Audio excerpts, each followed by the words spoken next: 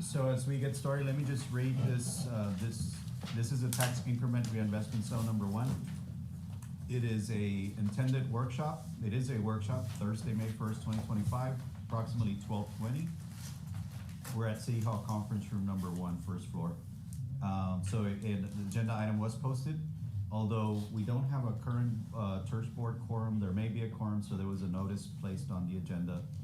Notice to the public that a potential quorum of members of the board of the tax increment reinvestment zone number one may be present at this workshop to discuss the matters in the agenda, on this agenda below the above mentioned workplace. In time, no board official action may be taken. The agenda will include the following.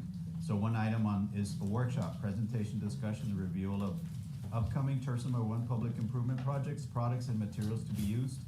A primary purpose of the workshop is to inform and discuss with any board members, city staff, third-party consultants, the public, and any interested parties, the products and material selections involved with said projects, God bless you, in an effort to collaborate and work towards better consistency and or complementary uses of said material products in downtown projects.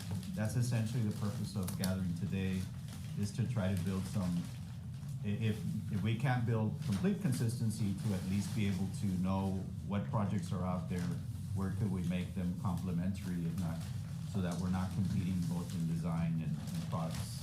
So that's kind of the purpose of today. And leading us today will be KCI, who is our engineering team, Eduardo Chua and Andrea de Anda. And they've prepared an agenda and materials for us to kind of run through the meeting. It is an informal meeting, it's a workshop, so feel free to jump in at any point with questions. I did just send them some information related to the architectural recommendations we got from a team that assisted April City with looking back at the Zaragoza Improvement Project, which included trees, benches, and things, but mostly they gave us some vegetation assessments to see what we had concerns over, the size of the trees and things that, given the power lines that are above overhead. So anyway, they might share that. I have not read it because I literally just got it, but we'll see it on the screen once they put it up. So with that, I'll hand it over to Edward, and then the rest of everybody that's here. Thank you for making the time, and feel free to jump in and participate as you see fit. Edward. Okay. Good afternoon, everybody. Edward Ochoa with KCI, and Andrea de Anda here with me. I've got the agenda that you should have in front of you. I'm going to go ahead and project on the screen, and we'll just kind of go back and forth in between different PDFs as we discuss things. And again, as Jose said, the main goal for us is to get some input on material selections, ideas, things like that as we go to the next part of our project, which is Iturbide Street. So feel free to interject at any time if anybody has anything. So what we wanted to do, start off with, is just kind of give a project update and just kind of go through a quick overview of the plans, just to kind of remind everybody where we were at. These are the plans that we had put together for Iturbide Street. And again, kind of a quick background for some of you that might not be familiar with it. We originally created one set of plans for all 9 blocks. That plan set got bid out as all 9 blocks, and there were not any bidders on that project. So the Tirz board decided, with some input and putting our heads together, we decided to split it into 3 different projects, or 3 different sections. We call them segments. Segment 1 was Zaragoza, which is actually just being completed today with the last little piece, or today and tomorrow.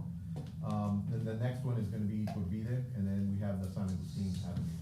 So this is the Iturbide that was kind of pulled out from it, and I'll just kind of go through it. One add on to your comments. So yes, we also have Salinas, who will come, which actually comes accelerated. Once, like, you're waiting for us to get to the acceleration point. So I look at Juan because the MPO, through a lot of work from city staff and Juan's leadership and TxDOT, we have a separate, mentioning this to you. So we went after money through the MPO. I don't know that you may have seen some of our presentations, or if you were still there. Are you still on the MPO or no? So we got about $1 million from that process to TxDOT MPO, and then so that opportunity is open. I say that because probably that project will leap over, for sure, San Agustin, and hopefully parallel the Iturbide project. So appreciate, I know you have an invite for additional funds. I don't know what the board's gonna choose to do with that opportunity, but I think for our capacity, we seem to have our hands full, so to speak, administratively and otherwise. And for the record, Mr. Matthews joined the meeting, so we do have an official quorum. We're not taking any action on any items, so. Go ahead. Okay. You just stay behind. I'm sorry. Go back upstairs. I was in another meeting. Nobody locked the door. Welcome, sir. So, I'm gonna zoom into the block legend as we call it here. Oops, there it is. So just kind of a quick view, this Iturbide project is what we have in our plans, we call blocks 5, 6, 7, 8, and 9. So it's Iturbide from Santa Úrsula to Salinas will be the improvements that we want to go with next. So just a quick run through. I'm just going to run through this, but we'll come back to it. We do have the tree legend, which we'll talk about. It's on our agenda. And just kind of a quick overview. I'll just kind of go through the proposed site plan pieces before we kind of move on to remind everybody where we're at. So again, this is, so on the Santa Úrsula, what we're looking at doing is widening the sidewalks on both sides and then creating these tree wells kind of in between what will now be the parking. So right now there's parallel parking on Iturbide. There's a little bit on the south side, a little bit on the north side. So now what we've decided is we're gonna make all the parallel parking on the north side.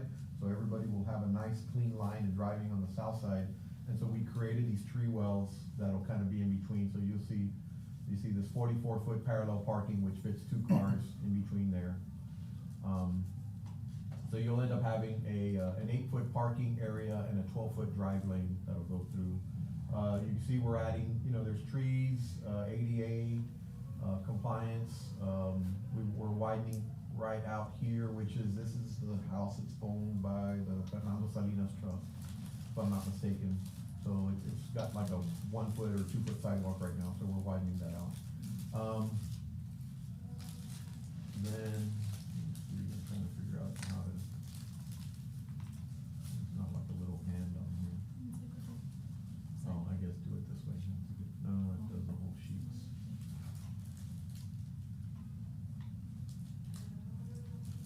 I'm so used to the blue beam version that I have. Sorry about that.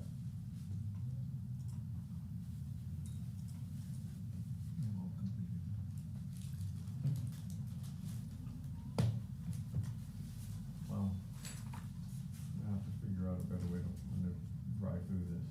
So continuing on Iturbide, again, we've got these tree bump outs. This is a driveway which will go to the Veterans Museum that Webb County's doing. That's part of our agenda. We've got some discussion on that part also. And then as you approach the San Bernardo intersection, what we're doing here is we're gonna put brick pavers at the intersection itself with, so the design idea that we have is we're gonna be raising the intersection. So the intersection comes up about 6 inches, and so that creates, what that's gonna do is it's gonna create the pedestrians will be walking what we call at grade. So instead of ramping down and then ramping back up like you normally see an intersection, this will be where the intersection comes up, so the vehicle will come up and kind of down through it, and the pedestrians will be crossing at the same level as It's like a big hump, if you will. it's kind of like a big long speed hump, if you want to call it that. You see raised intersections all over the country. They usually are used to help enhance pedestrian walkability. So that's kind of the concept that you see there. So this part is the truncated domes. This is all going to be brick. So you see all 4 corners will have brick pavers that'll kind of bring in the enhancement of the pedestrians, and they'll kind of see where they get to cross. And then these black dots will be bollards, which we have on the Zaragoza project, and we've got a detail we'll show in our part of our agenda. So I have a question on the parallel parking.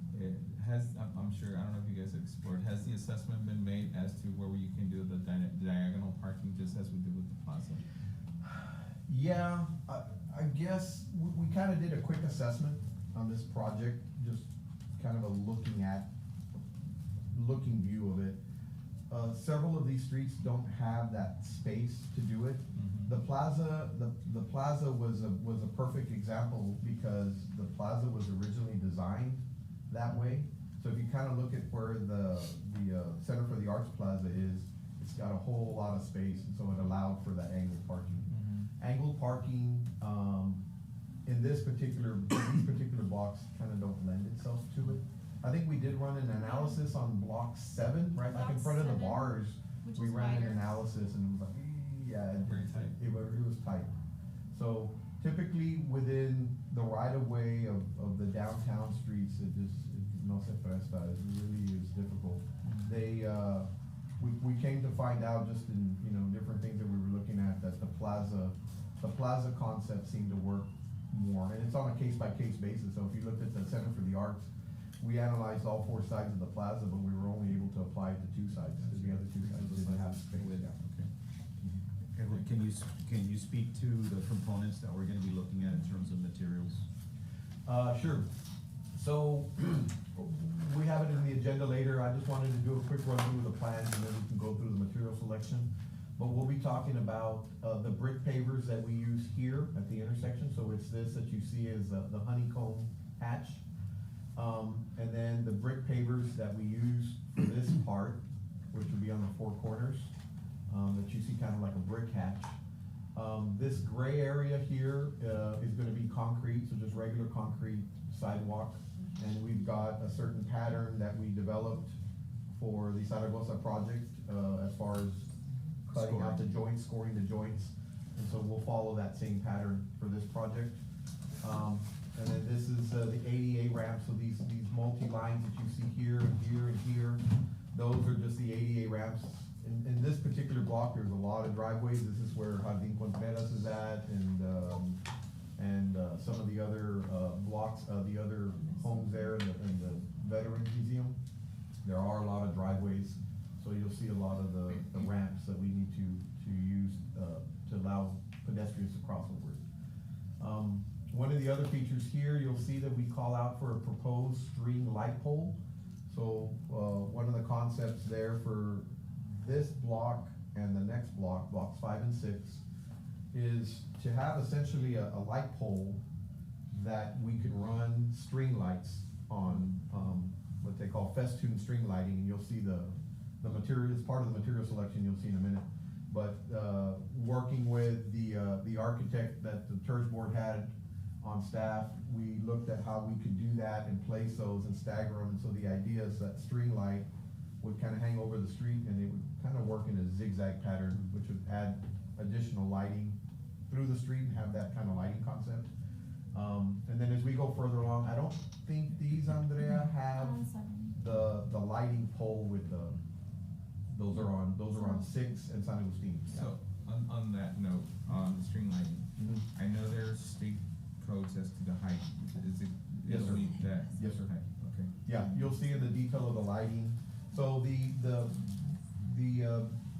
I guess the minimum height clearance that's out there by AASHTO and traffic codes is 13 feet 6 inches. Yeah. So, if I'm not mistaken, I think these poles are way up at like 16 or 17 feet. And then they have an eye bolt on the top, and so when you string that light, it'll sag a little bit, of course, but Right. it'll be well within the clearance that's allowed. So we'll be in compliance. Yeah, we'll be in compliance, yeah.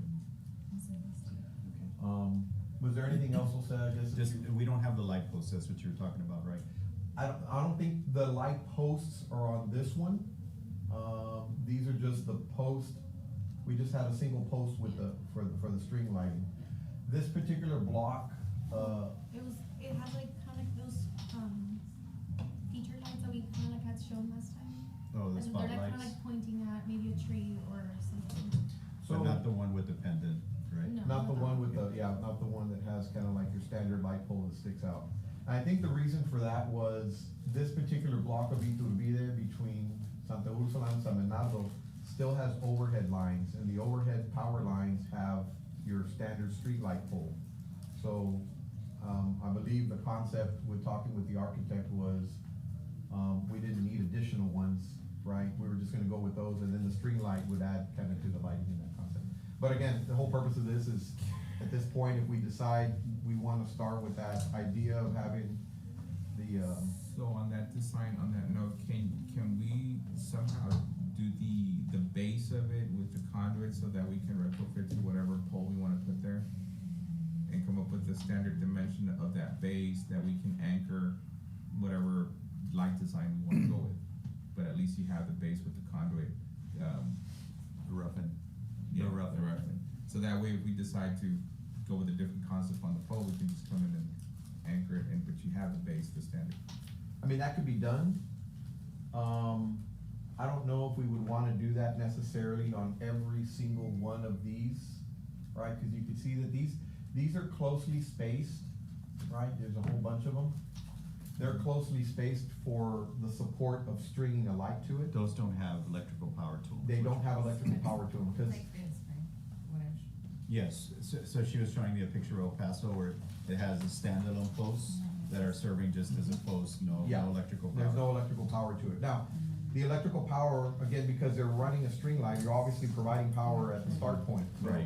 At the start point, there'll be a socket that you'll plug in, but then from there, each post will just be more of a support for the string lighting. Now, that's not to say that it might not be a bad idea that maybe Power some. every 50 feet, every 100 feet, we decide we make one of those a power sourced pole that could be retrofitted in the Right, future, right? that's a good point, yeah.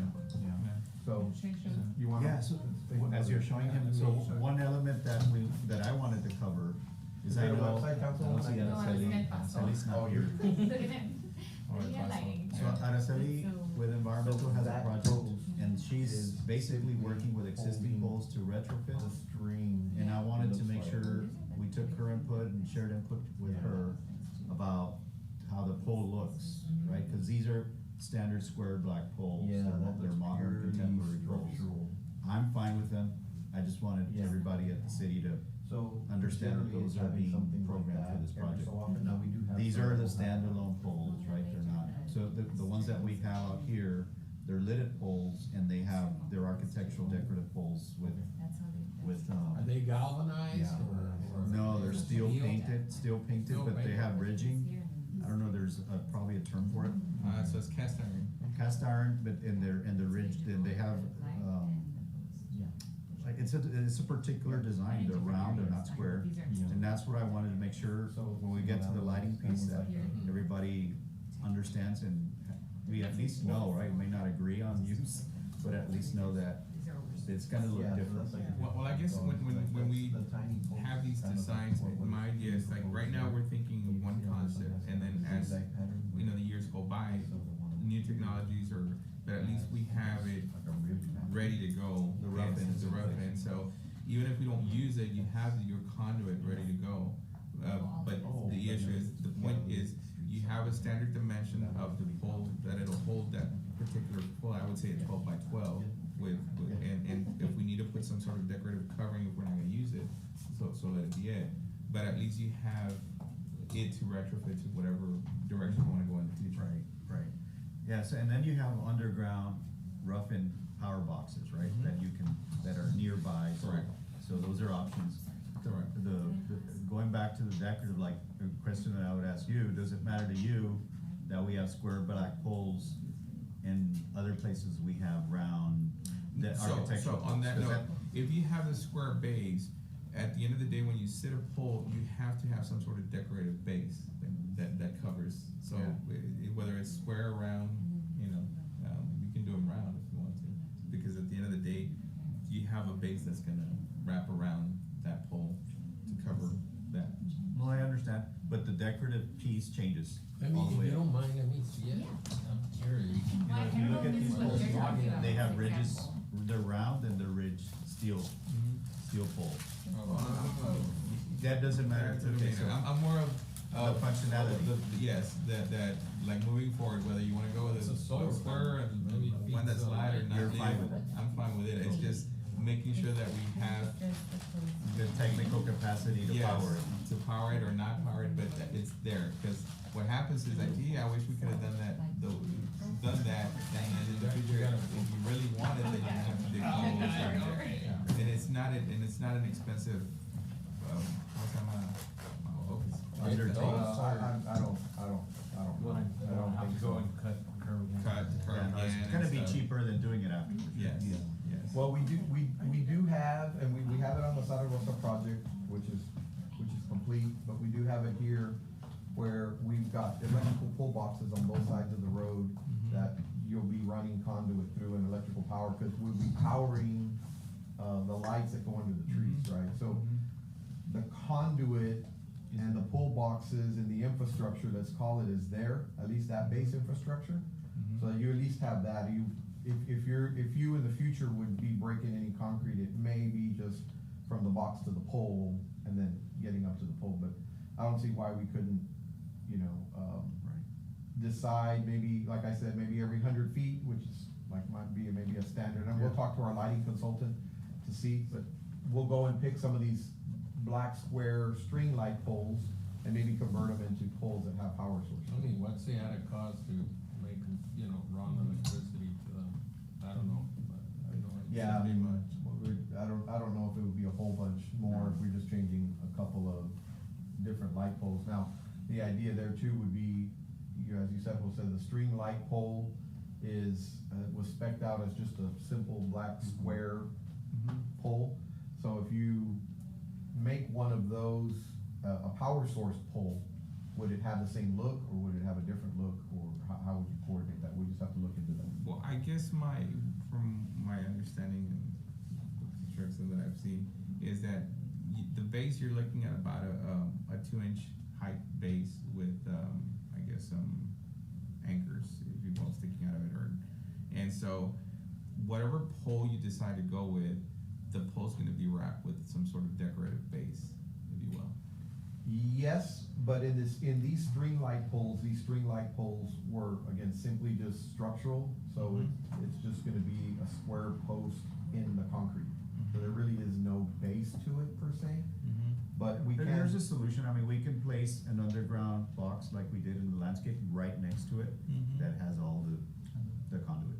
You don't modify the pole base, you put the underground box that's traffic rated, and it stays there. But to your point, I think what you're saying is we have some round poles, we have some square poles, and we have, so Different colors. even though what Mr. Matt is saying, I mean, I think we wanna carry the same idea throughout the project and have consistency in these poles, because, I mean. And los de acá van a estar cuadrados, los de acá van a estar Yeah, round, and I so think that's what we were yeah, trying to so get. Yeah, That's the we goal. should have some uniformity. Yes. I agree totally with that, uniformity as to, this is different than, Kinda keep it this. along the whole project. I definitely, I would kinda see it more. So he's on my side. Yeah, Yeah. that's, yes. He's on both sides. He's on both sides. I'm usually against funding. I'm always against. He allocates the fund, you spend it, he budgets I it. tell the story. So my idea is just more of along the lines so that we don't, in the future, we're not having to come back and. Yeah, exactly. And an unnecessary expense, we could have addressed it coming in. I think the takeaway from here, Frank, is like, I think there's the conduit close enough by that we don't have to cut the whole, sidewalk, so I think that's my takeaway is, okay, we're thinking about it, there's some conduit close by, we can mention, put some power into some of these poles, and I think we're getting to the same concept, same idea. Next. Edward? I just wanted to quickly show, we've got electrical plans, just to kind of add to Mr. Mata's question here. We've got an electrical layout that you see right there, and it shows kind of where the routing goes. So each one of these are junction boxes, so there's electrical conduit, the dotted line is a conduit, so, everything's running on both sides. So you got power. So you can though. tee So, off yeah, from we've there. power's already planned for the whole thing, so. So we can tee off from So there. you can tee off of there, again, these power sources, like one of these I think goes to the first pole and then it gets plugged in, and then the other little poles are in between here. And of course, just for everybody's knowledge, the power source is already installed, it's on this corner of Santa Ursula and Iturbide. And it was already prepped for the Iturbide it sign, so we coordinated that effort with the architect, and so that power source is there. So, what the contractor did, cause we installed that power with the Zaragoza project. So what we did there is the contractor left the conduit just right at the curb line here. So this project we'll just have to cut the road to extend the conduit and then we'll extend it and it'll keep going. And I would assume these, string lights would be managed through a solar cell switch on and off. Well, no, they'll be plugged into the power So source. somebody's gotta go turn them on? No, well, they'll have a solar on and off, yeah. Time. I'm sorry, I Timer. misunderstood, yeah. Okay, timer. They'll have a solar timer. It's a solar timer. I was thinking like solar powered, like. No, a no. photo cell. A photo cell. Photo There'll be a cell, photo cell, there There you go, that's. Yes, what there is a photo cell that's planned for all of these. I think also including the tree lights are photo cell. The photo cell, if I'm not mistaken, might be at the breaker source. I think the photo cell is there and it turns on a certain breaker that leads I all think that. one thing was gonna control everything. Yeah, one thing was gonna control it. It'll be at the box. It'll be at the box, which is over here already.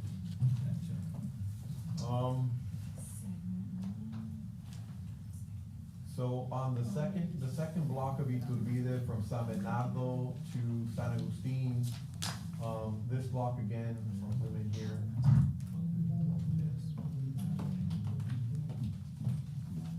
This block again has kind of the same concept, as you drive, so this is the San Bernardo intersection, as we drive through, we're gonna upgrade the sidewalks, widen them out a little bit on both sides.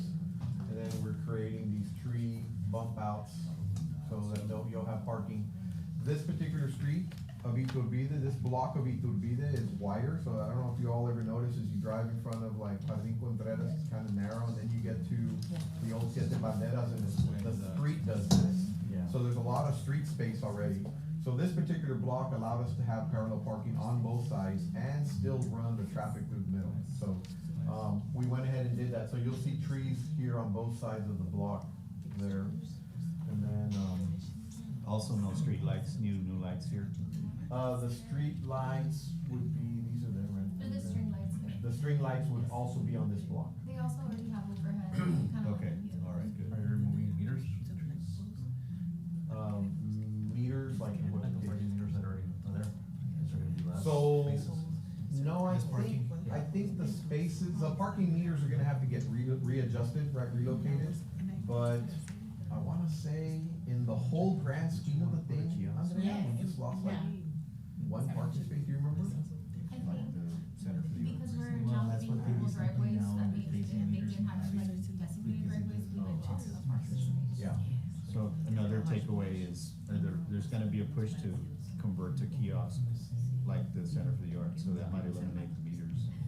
So, yeah, so the parking meters that are there, the concept is, of course, we're realigning the spaces to make everything fit, and those poles will have to get relocated, and city traffic would have to do that for us.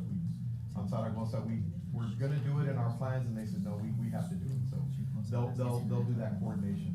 But if we go to the parking kiosk concept, which is what we did at the Center for the Arts, then, you know, you would have to find a strategic place to put it so that it reaches. There are, we've had conversations with Chief Gonzalez, which is right now taking over the code enforcement side of the enforcing for the, so that in his conversations is exactly that, we wanna move into this, parking. Kiosk concept. The kiosk concept, so that we can start, eliminating some of the parking meters like other cities have. I mean, while we're talking about that, has anybody, do we have any feedback on Center for the Arts? Have we They're gotten a lot of fantastic. complaints? I mean, I think, I go on the weekends and it's packed. yeah, I mean, I think it works great. But I mean, has there been any complaints about kiosk concept versus? Tina, have they called, On the complained? traffic side, no, have they complained about the, like, the parking not working around the center yard? And actually, a That's lot good. of places don't even have like a physical kiosk, it's all like on an app. Oh, there's an Yes. application, So you don't need, and like, let me an tell you, in actual Dallas, kiosk. I Doesn't said, mean- nah, they don't do it, man, that's Yeah. freaky. Freaking took the car. Yeah. You better, It's right? everywhere you go, I mean, Yeah. our Everywhere. and, for the road. I mean, The that- only thing was that- just that everyone would have to have access to a phone, That's and interesting, Yes. That's the they don't only, get like, it going on. the app. I did it in San Antonio by the Pearl, they have it like that. Yeah, Yeah. paid for Yeah, parking. you have to. Yeah, you can ask them. Call, There's a you know, trick that you can accidentally do it But I guess my takeaway from that question is, are we losing any parking spaces or are we gaining parking spaces by doing the transition of the trees in there? I think, let me recalculate that, cause it's been about a year and a half when we actually did the calculation. I wanna say we lose one space in like all 3 blocks of Iturbide that we were changing, right? So, For the kiosk. no, Just parking. just general parking, like if we had With 20 the bump outs. spaces now, we may have 19 after. I don't recall the exact number, but for the bump outs. To me, from a risk assessment, it's your diagonal parking is the way to go. Yeah, I mean, there's literature one way or the other. We would have needed him on the board back then. Yeah, Where you were could have you? fought for it Yeah. at council. You could have fought for me at council, I had to go But first. is it, I have a question, is it worth looking at the reverse diagonal parking? Cause I think Austin's changing the way that they park diagonally, I'm just saying. Reverse? Yeah, so you So put it on the like, other on side, the so. you park Yeah. backwards. it's So parked out that way. the spacing that you would actually need is actually, you need like more More, width. okay, I just Cause curious. someone needs to be able to like maneuver that, It's too narrow. yeah, And it works these with are the- too narrow. Okay, I think So where the you're center thinking, works, it's like a Councilwoman, is square. like on Congress, right? I Mhm. think when you get on Yeah. Congress, There's 2 lanes, so Oh. someone can still Mhm. drive and you Yeah. have the Yeah. space. Yeah, There's a lot of yeah. room. There's a lot of They room. have- yeah. I mean, we can talk further about that. I think there's some places that could be applied in some other plazas in downtown. yeah. But yeah, on these streets, it really, generally speaking, the angled parking just didn't quite work on these streets because of their narrowness, you know. Their narrowness and then the driveway, so what also happens with diagonal parking is if you have a driveway, then you gotta give more space, and then you lose space, and it didn't work. I think we went through a pretty good iteration of like counting and doing different things We and did it for block 7, which is a block with bars, with the bars, yeah. and we measured and everything and it just didn't work out. Yeah, parallel seemed to be just the better one, just based on the space. But again, between this block going here, one thing that I wanna bring up, well, it's part of my agenda item, I guess we're kinda going through. I guess go through the PowerPoint. You want me to go through the PowerPoint? Well, the PowerPoint's more material selection, you think? What do you think? We're almost an hour in. Okay, so, what I wanna say here real quick, let me just say it now. When we did the plans for all 9 blocks, and the only blocks that kinda crisscrossed each other were San Agustin and Iturbide right here, right? San Agustin and Iturbide, which is right in front of House of Whiskey and in that area. 2 right? segments crossed. So, those 2 segments were crossing over. Well, we designed our plans with the understanding that Iturbide was gonna be the 3rd segment. So San Agustin, we're assuming in the Iturbide plans is already there, designed. So now that it's not, we need to go and modify the Iturbide plans to match, what San Agustin is there today, right?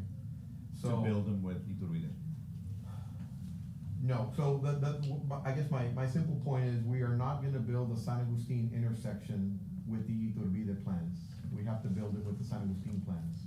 And the reason for that is, the grading on San Agustin, Has to go up. we're controlling the grading there. If we build this intersection, it's gonna create some drainage issues Okay, on San Agustin. got it. So, we'll have to modify our plans here so that essentially the Iturbide improvements are gonna stop maybe right before the House of Whiskey door per se, and then we'll have to merge back into what's there today, Mhm. right? And then the San Agustin intersection will have to be constructed with San Agustin, which is, Okay. San Agustin has kind of some uniform improvements through the intersection, and if we try to do it with Iturbide, it really is gonna cause some drainage issues. And which one would come first? So We're doing Iturbide Iturbide first? Yes, sir. Yeah. San Agustin will be segment 3? or- So this one is called segment 3, but San Agustin would be the 3rd part that we do, correct? The 3rd part, yeah, cause you're cutting it in 3 parts, Yes, correct? Okay. With Salinas will probably jump on a Before. separate, it's not designed or anything, but they'll probably jump ahead of San Agustin. Okay. Which that would give them a little break. I know the bars are gonna be concerned because they're gonna be closed for a while, so that would actually give them a little break. Cause San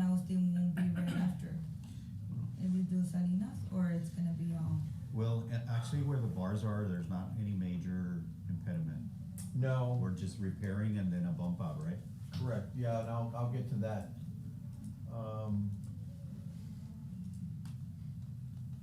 So this is the block where the bars are at. I'll zoom in here. This is the block where the bars are at. So again, there's San Agustin, this is the House of Whiskey property there. So this is the bar where the bars are at. Again, when you get onto this street, the street's real wide already. And the street already has very wide sidewalks. It has a very wide sidewalk on the north side. You can see here 10.5 feet, I think I see. And then, the dimension for the bottom one, it's 6, okay. So you've got 10.5 foot sidewalk on the north side and 6 on the other, so they meet ADA, ADA widths. So we weren't gonna do anything on those two blocks as far as sidewalk improvements.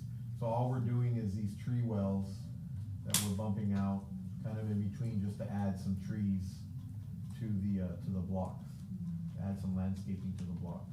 So this is what we call block 7, and you can see that there's not a whole lot of improvement there. What we're gonna do to block 7, again, we're adding some tree wells, they're all gonna be on the south side. Right, no, there might be one on the north. No, there's only some. They're only south, okay. So the tree wells are on the south side, and then as we get to the intersection of Iturbide and Flores, right now, there is already a bump out, we call this the sidewalk bump out. There's already one there, but it's kind of radial and it's smooth and it's really, it's not squared up like the other concept that we have. So what we were gonna do is tear out this curb and kind of fix the bump out, and then we're gonna add one to this. I don't think there's one on this side. So we're gonna add one on the north side and then put brick pavers on the intersections. So we'll put brick pavers, we'll put bollards, and get the whole intersection set up that way. So those are the improvements on what we call block 7. And then, Whoever hasn't grabbed lunch, don't forget there's lunch. Now dessert. Thank you, Mr. Supervisor. I'm glad you're the first one having dessert, so we'll follow your lead. And provided lunch. Thank you. so on block 8 is Flores going west. So block 8, when you look at it right now, block 8 already has. Answer your text. Sorry, I was sharing pictures. You're famous.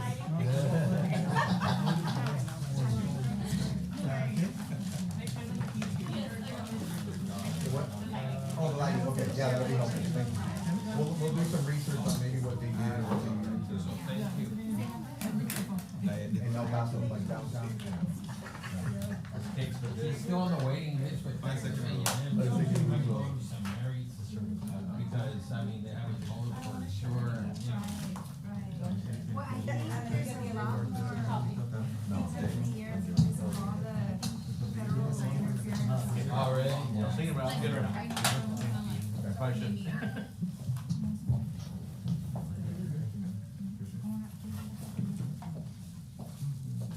I'm craving coffee. They never bought the coffee? No, at all. Se lo olvidó. Oh, no, let me check. I think it's done. I guess the last 2 blocks I said were just, 8 and 9 are just repairs. What we may wanna do, because it's been probably 2 to maybe 3 years when we walked the job and actually picked the repair section. You know, now's a good time, we just reconfirm if we get the right repair sections, or if we wanna add or remove, right? And that's all the way to Salinas. It goes all, so yes, all goes all the way to Salinas, yes. Oh, it ma'am. does? Okay. Yes.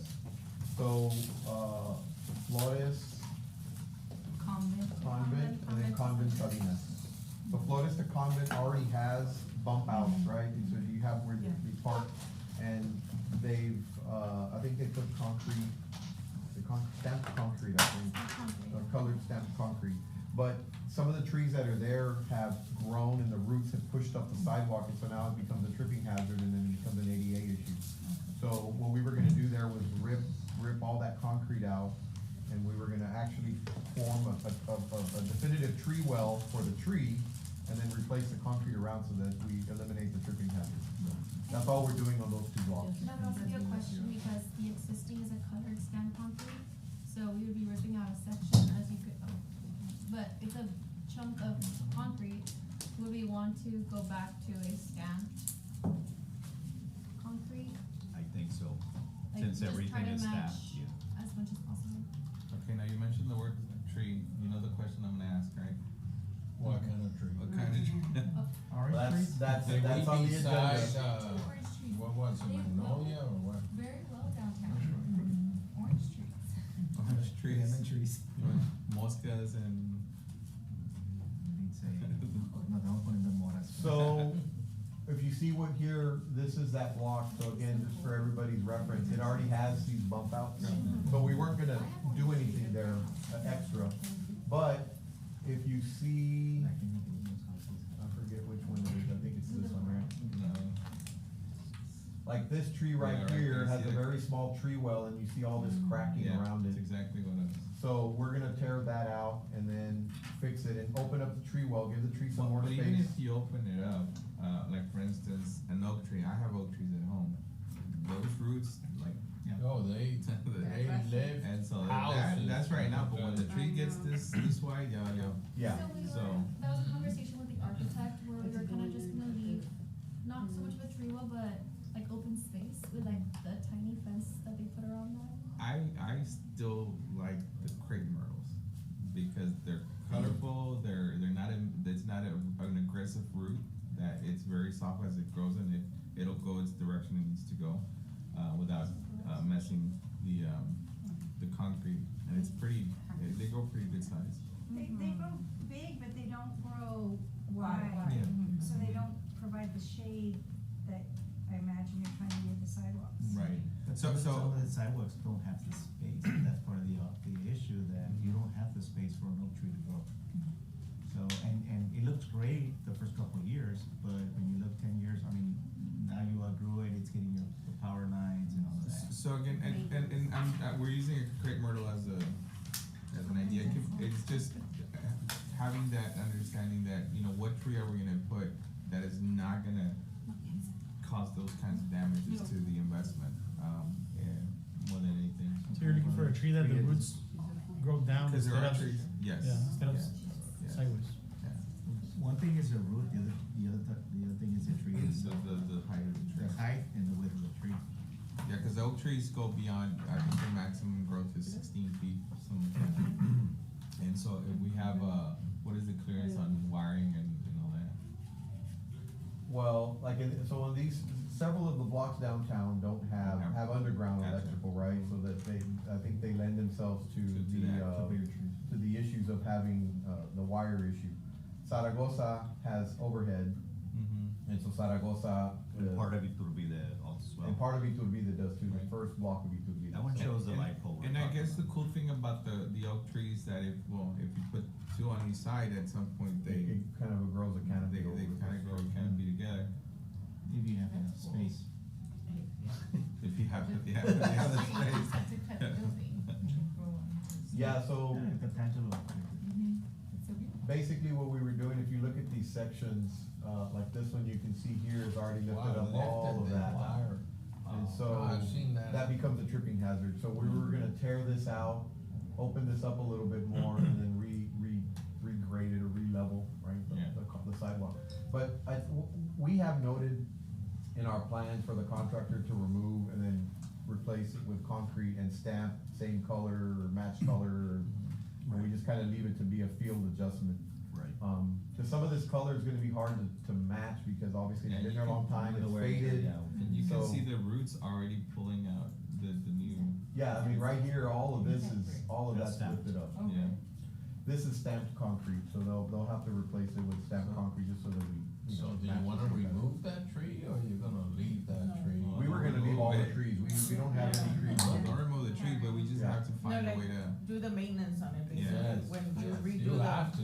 Now, I what- think the only tree removal we had was this one, Yeah. right under there. Like, we're like, okay, we're Yeah, here, maintenance, right? let's, Part of it is let's just maintenance, too. remove it, so I Yeah. think. No, and this is. And I don't know if we have it Also, the replaced. replacement, the making of the We tree just have wall it bigger, So, that is the so on maintenance of those the- trees, It's like a bonsai, you keep that one trimming. that lifted, Mhm. we may need to bring an arborist, because I know you can shave the roots without damaging the tree, so you can shave the root down to give you the Give ability you to. a little Yes, space. and so, but you do need an arborist to see how much Because how much otherwise, shaving you can do on I'm that telling root. you guys, Because if you I'm damage one of bothered those too. roots, y'all know.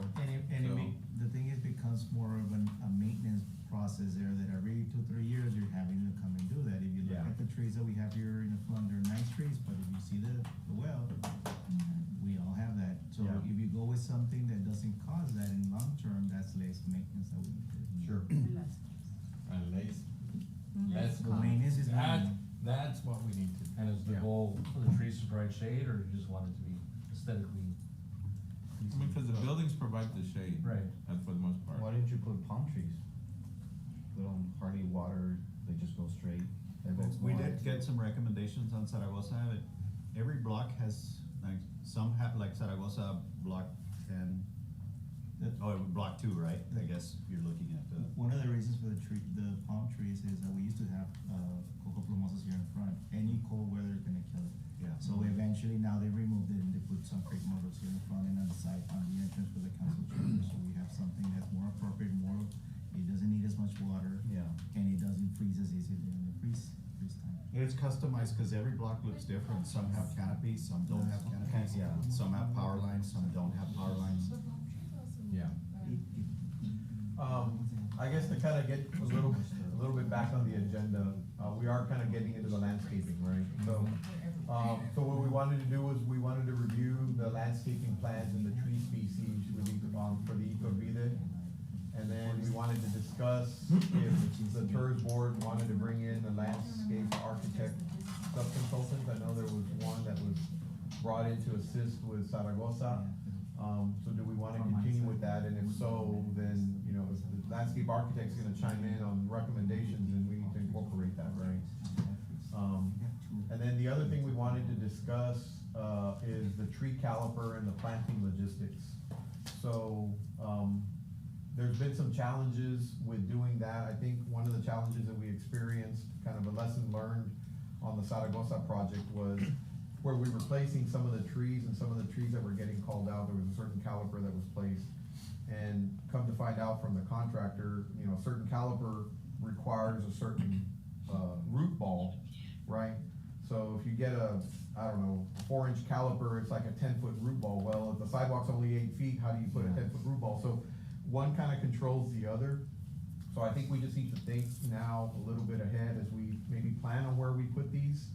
And some could be placed in certain areas and maybe some won't fit in certain areas, so, we just need to get some feedback on that. Maybe we Yeah, I'm sure continue that that conversation with the landscape architect. you haven't seen the drawings, cause they just were delivered, but she provided recommendations Okay. and some sketches and stuff.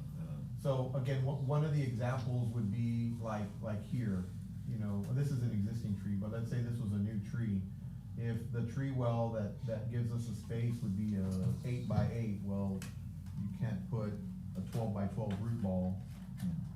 You can, so I talked to the contractor about it, and he's like, well, I can do it, but then I gotta put the tree, and then I gotta pour the concrete over the tree, and so you gotta think about logistically how things can happen and how it could affect, so. The 4-inch or 4 to 6 inch, exterior diameter caliper, the root ball's 4 feet, maximum 5 feet wide. So I don't know where he had his issue in delivering that. I think where the detail glitch was, is that we provided a measure for the height. So he met the height, not the caliper, and he set them in place, and it's kind of like, he's kind of more or less met the. More met less the Yeah, spec. but in reality, you know, cause we do this, as you know, we do it for work too. You can get a very good caliper with a decent root size that's also, 12-foot canopy, so Yeah. to speak. So Okay. I think it was just lack of clarity on how we wrote it up, this personally, my opinion. So Okay. put one or the other? No, to give them a guide, give them clear guidance. We Yeah. want this caliper, this high, this minimum plus, right? And then you can say the root, you can control the root ball size too, cause you can get them, you can go shop for them yourself. Which I really think we have such an interest, is that I told the council member this before, is maybe when we get to this point, let the contractor advise us and we'll go pick the trees.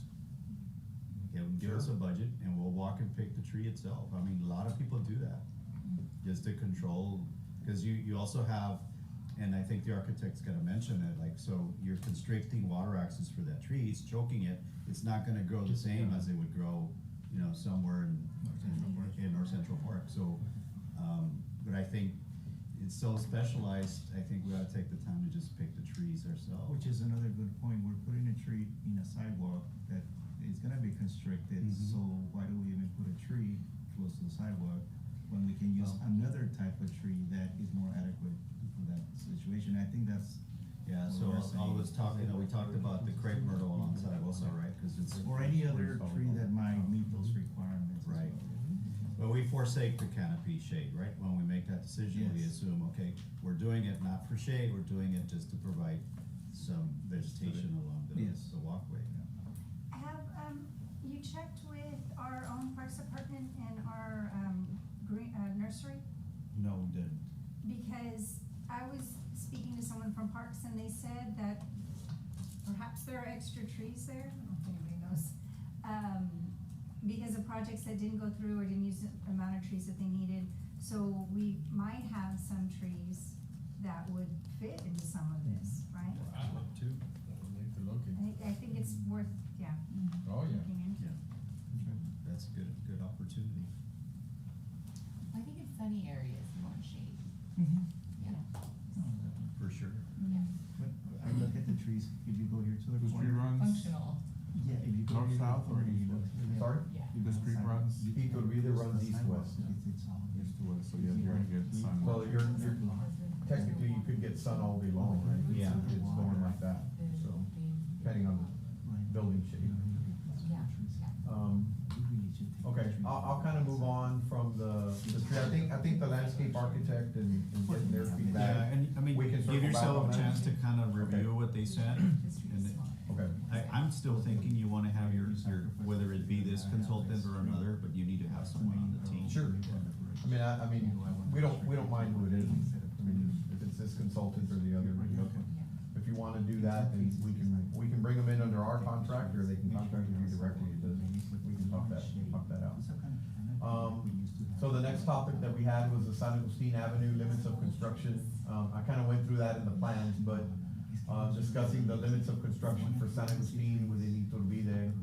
And as I was mentioning, the San Agustin intersection will not be built with this segment due to the regrading required on segment 2. So what's gonna happen, we'll have to update our plans, but what'll happen is we'll stop Iturbide before the intersection, and then we'll start after the intersection, and then we'll have to redo our intersection on our plans on the other, so that they show the existing conditions today, right? And then it'll come back later. We discussed block number 7 already, that's the block where the. Can you give just one second, so I wanna make sure for you.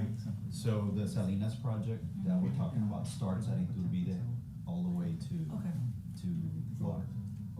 So, yeah, to Water Street. Yeah. Actually, Phase it's 2, to Water. that's the one that we're. Yeah. Water Street? So Yes. it's going down? So, yeah. Oh, yeah, all because Salinas. Salinas, okay. It's not So from something, Flores? it's not on construction drawings yet, but just so you know, that's what's coming. It's from So Iturbide. Iturbide to Yes, Water Street, yeah. okay.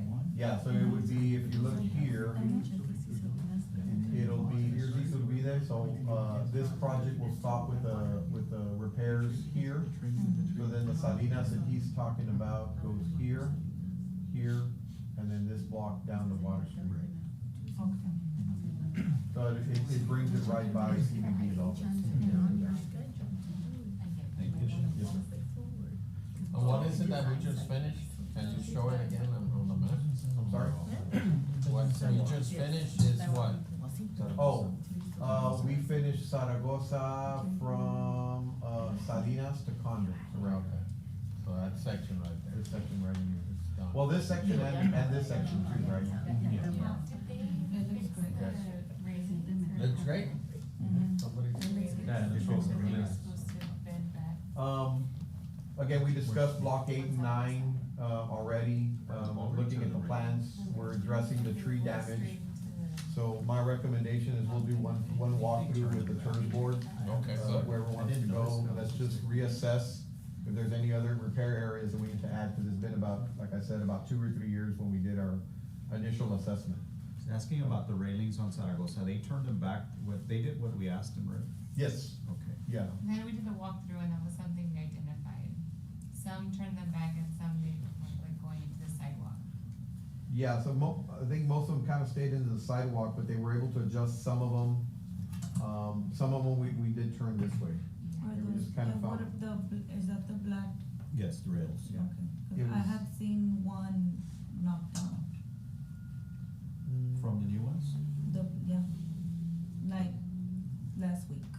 Okay, so we were just there, we I'll didn't double see check, it. yeah, I was there 2 days ago. Okay. They might have maybe fixed it already. Okay, we were there. But Yeah, they 'cause might have the already permit, fixed it. yeah. Maybe because they It were was fixing. by there by the 999 shoe store, it was knocked down. Okay. That make a big difference. Yeah, it is. So we'll circle back with the Tirz board, and just add anything on block 8 and 9. Okay, so now we're gonna get kind of into the material selection that I wanted to get into here. Go back to the PowerPoint.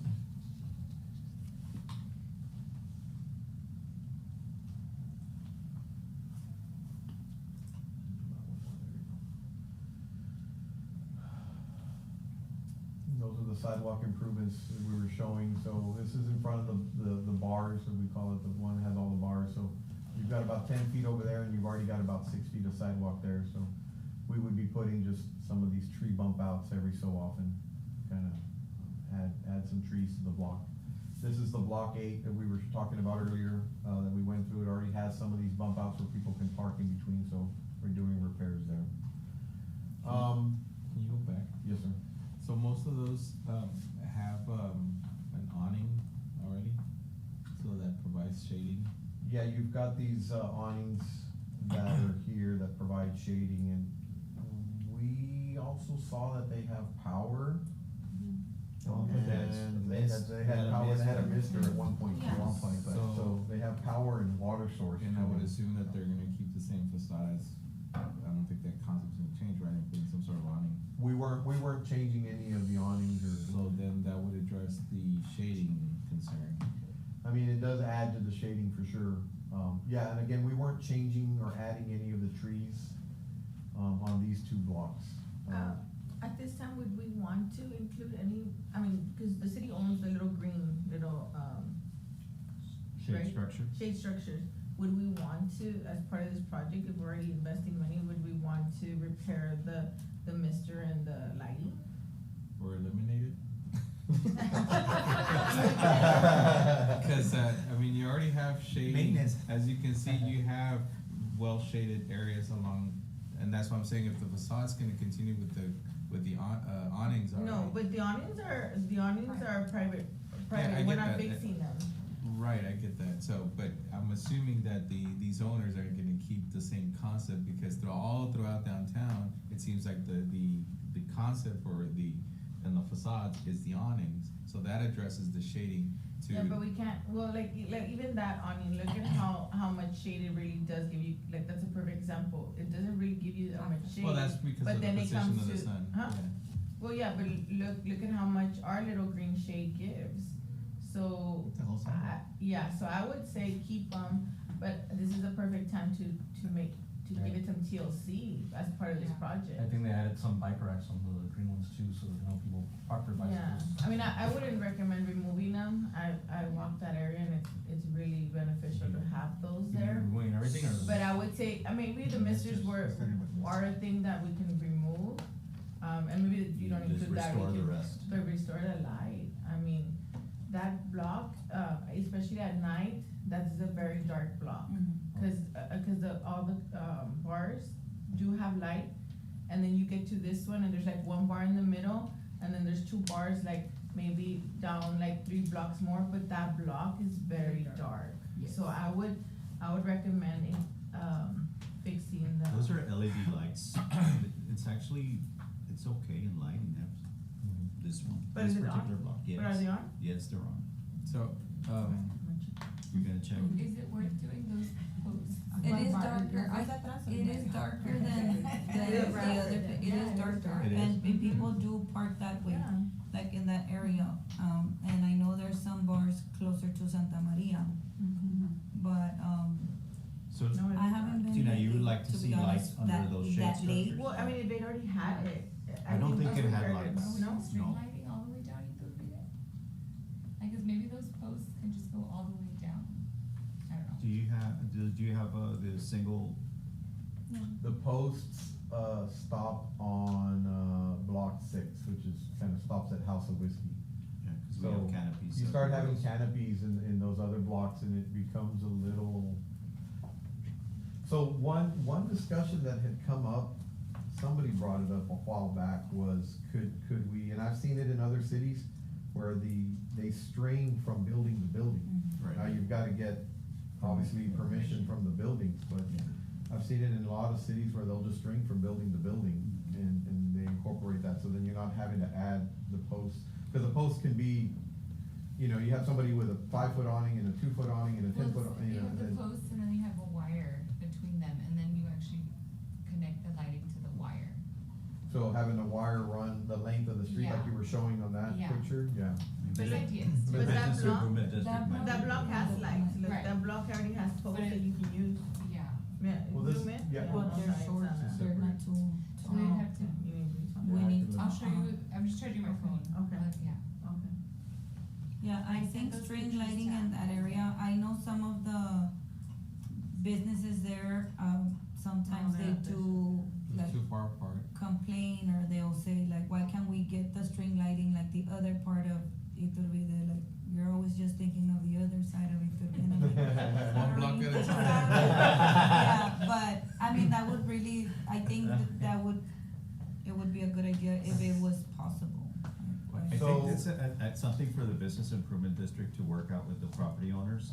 If they give So- permission, Yeah, So right now, we're painting the streets gold and all that, right? So whenever the enforcement of the facades and the actual property is gonna come into play? That's building department. Because maybe Planning department? Building. at the end of the day, you have a Yeah. beautiful Building street, but It's all the city department. there's Well, the, somebody gotta start, right? Chicken Yeah, and chicken, yeah. Yeah. I am in favor of misters. I know that because of the water, the hard water that we have, it scales very easily, and really what you need is like a water softener to make sure the water runs through, and you don't get the closure of the spouts. But misters, I mean, if you want people to be downtown in the middle of summer, they go and they can rest, recharge. I think it's more complicated than just running water through a line. You have to have that other piece of the water softening. So Tirz No. A little more expensive, but definitely, again, you're building chicken and egg, but people will use it. So Edgar, those don't have lights, right? Or- They don't oh, have okay. lights, but I just thought we they had seen that there was a power source I thought to they it. had lights. was it has to have a power source Yeah. for the power of the motor, and this is most of them. Oh, well, there you go, maybe that's what it was. So that's a bike rack. Yeah. really. Yeah. That's Yeah, a yeah. bike. Yeah, bike rack. That's what I was saying, that they added those. Those don't get used at all. Well, it's, you I love how really have to. That won't come from At all, That's what we're trying to do here. I was trying to get into that, you wanna see that? Functionality, you know what I mean, that's where I'm going with, it's like, maybe, yeah, not remove it, but instead of having the bike rack, why don't we move the sitting there or something? Like, have functionality, not just have, I could put any bikes, but who's putting bikes, it's not being used. So, anything that we do, that we invest in, that has some sort of functionality, because One has a I've never bench, seen a bike. one has a bench, the next How's one that has a bench bike rack. there? Why there? I don't know. They Yeah, probably like bring bring that bench. Right, back. what's that bench there? Maybe it would have been under the canopy, they just Yeah. moved it over. Maybe. I don't even pay attention to the. Seems like the rack was always the intent. I think I know, I'm. Shake the bike. They just put the bike, they said the bike rack, they just put them right. I guess. You got 30 minutes that you're, Okay. or at least at 2 o'clock. Okay, well, yeah, let me get back to the material selection stuff, that we wanted to get through. So, just wanted to show here. So here are the pavers and the concepts that were talked about. This was the concept that came through Able City that was assisting. So all the concrete again is gonna be a 36-inch by 36-inch scored concrete, which is what we did on Iturbide. It kind of follows what's kind of in front of La Posada, so you score the concrete so that it looks like a bigger tile piece per se, right? So we're gonna continue with that operation. We X'd this out because we looked at doing kind of a rounded brick paver layout in the intersection. And we come to find out when we did Zaragoza that there weren't brick pavers, vehicular brick pavers that could do that. So we had to make a field change and we changed it to a herringbone pattern situation, which kind of looks like this, well actually like this. So I X that out. We're gonna continue to use the detectable warnings. And then, so the brick pavers we're using, Andrea, are the Holland. This is what was spec'd out by them. That would be the The bricks Holland that would be stone paver. used in the corners of Iturbide where we saw the San Bernardo intersection, that every corner had them. And then eventually when San Agustin would come around, it would have that same, brick. So the bricks that we put in the sidewalk, or different parts of the sidewalk along Zaragoza look like this. And so just to call out the detail, you have different sizes of bricks. So you have, let's call this maybe a 4x8, and then you have a little 4x4, and then you have some smaller, thinner bricks here, like a 4x2. And so it has this kind of a mixture brick size pattern, right? And that pattern came from the El Portal job that was done, right, a couple years ago, right by CBB and the bridge. So we just brought that, architect wanted to bring that pattern to Zaragoza, so it worked. So the thing for us is, that it was recommended that we maybe have a different brick pattern for Iturbide, since it's kind of separated. So we just wanted to confirm that with everybody. We're gonna go with that pattern unless somebody else wants to continue with it otherwise. But these are the recommendations that were made. Won't change costs, we can make the final call through a sample, right, at the point of. Well, yeah, I mean, ideally, what I'd like to do is, I mean, it may change cost if, I don't know if the Holland stone is different than the, this was, what was this one called? Ashler? Yeah, the Ashler pattern, there we go. So I don't know if the Holland stone is different than the Ashler stone. Generally speaking, they're probably about the same, but. One thing we did learn from the first one is that since we didn't have things selected, the contractor wasn't able to order things right away. And for example, we waited for the brick 6 weeks because we couldn't select a color and things Okay. like that. So I would say that once we go out to bid, we should have everything selected. Yeah, I'd like to have the color. Is it possible to run samples, of both options and make Like it, so order? to make a decision, so the board can say this one or this one? So the samples from the contractor we used at Zaragoza, he was getting the bricks from Bricks and Tile here in town. So I think it could just be a question for Bricks and Tile and ask them, can you get us a Holland? You already have stone? this one, right? We already have this one, yes, sir. So we would just Yeah, look we've got at that. plenty of that one, so we can just ask for the Holland. You wanna make a note of that under there, please? We can go to Bricks and Tile and ask them if they can get us a Holland stone, maybe in a few colors. And I guess, as we're on the topic, you know, generally speaking, we'd like to figure out what kind of a color concept you wanna go with. Knowing that, as you kinda get to the San Agustin side, right, a lot of it's that terracotta reddish color versus what we used at Zaragoza, which More of a mimicked tan. El Portal, it was more of a tan color. What they call buff, the color was, it's actually Yeah. called buff. It's a nice So, color. Yeah, it's a good color, but yeah, just wanted to get some feedback on that. We're definitely redder on this side, for sure. Yeah. Okay, I'm sorry, so the stone we used on Zaragoza was called the vintage stone. So that's the stone. Again, it has kind of a multi-size pattern. In all the vehicular pavers, everything that's going in the street is gonna be a max lock. So max lock it's got that wavy pattern to it, but it's very, very strong for pavement. It interlocks and works very, very well. Max lock is used just about all over the place for pavements. And then this is the Holland stone, and again, if you look at the Holland stone, it's just a single size, and you can do different patterns. So that's kind of another Walking- question. This is for walking area. This right? is walking area, so pedestrian pavers for Iturbide Street. We have them numbered as 4 just in our plans. pedestrian pavers. Do you number have an four. architectural recommendation on Iturbide, on color, or And not color, No, just. there was no color, they just mentioned, the spec? the spec. So, again, don't have to decide today, but if anybody wants to bring some feedback on a potential color, we can probably provide maybe some links to Keystone and what they have, and I'll check with Bricks and Tile and see what they have. Okay.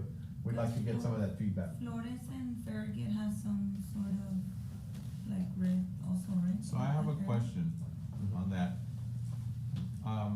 We already did, Zaragoza, Flores and Farragut. so what colors are we gonna have all different concepts? That of color? was gonna be my Because now we're question. gonna have a downtown that looks like a capirotada, and I don't, I wanted to, like, have some sort of Something uniform. So we actually were discussing that earlier, that since we brought from El Portal to Zaragoza, that was like the idea. Maybe that can go up Salinas, once Salinas is done, but if you like, can imagine San Agustin is way more red, like a redder brick. And the architect kind of wanted to keep that concept of it being red. So maybe San Agustin is red and Iturbide that's like intersecting it, kind of keeps that color scheme, and El Portal and everything kind of like on this side is that. The way I was kind of visualizing it, as Andrea and I were talking this morning, was, maybe Convent acts as the color break, if you wanna call it that, right, the Convent bridge.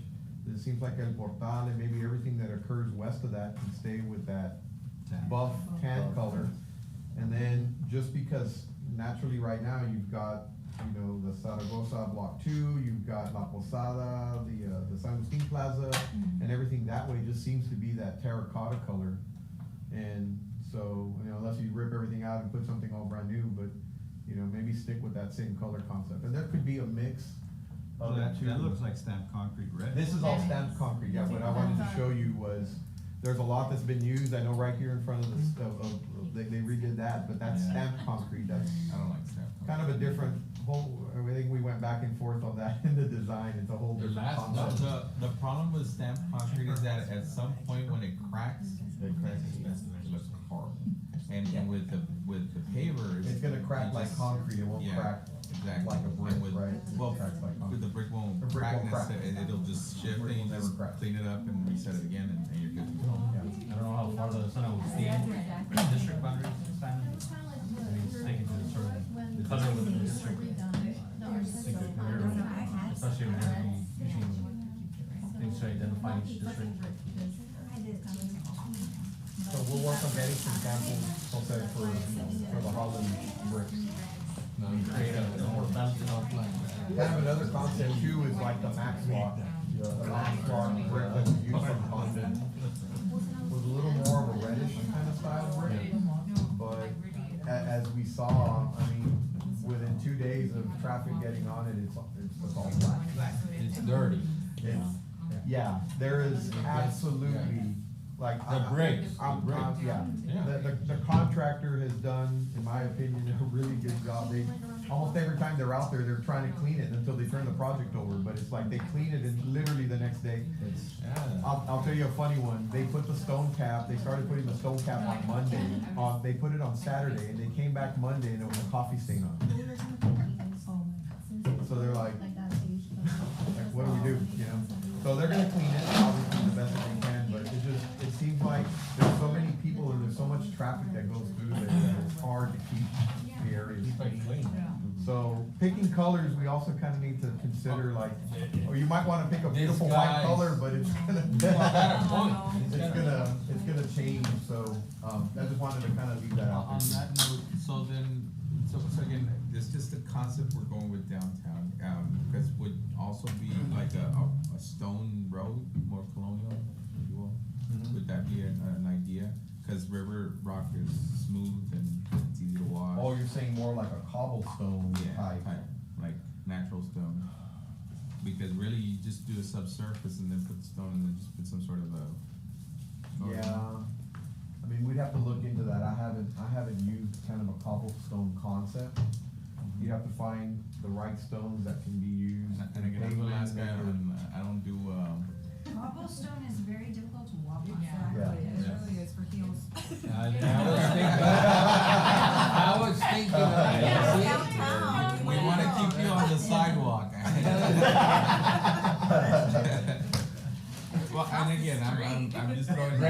throwing ideas out there. That one, that He's one, brainstorming. that one didn't fly. Alright, No, it's really hard to walk. Never mind. we're tennis shoes. So, we'll move on to, the string light poles, so we're kind of running out of time, I wanna make sure we get to that. So, this was the string light pole concept that was provided in the specs, and I'll zoom in there.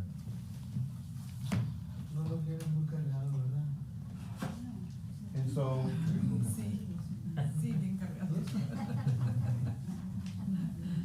es la tarde ya. So there's the poll concept that we had spec'd out. Again, now's the time to get some feedback and changes if we need to. But generally speaking, what you see here is you've got your light pole that goes straight up. And then the pole at the top it'll have an eye hole socket.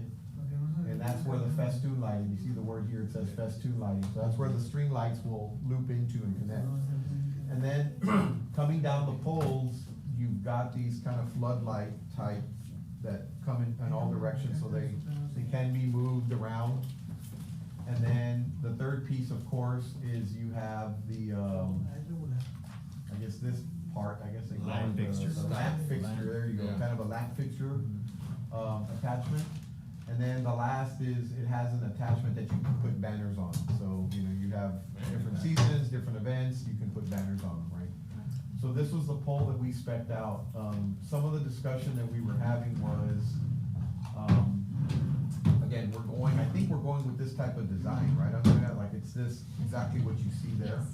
So the concept was, do we have something like this, or do you go back to, you know, what's on, you know, it could be there over here. You had another one that was here.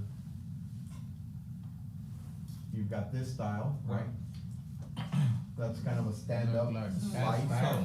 Yeah. So, I'm okay, but if we're gonna go uniform, we can repurpose this elsewhere.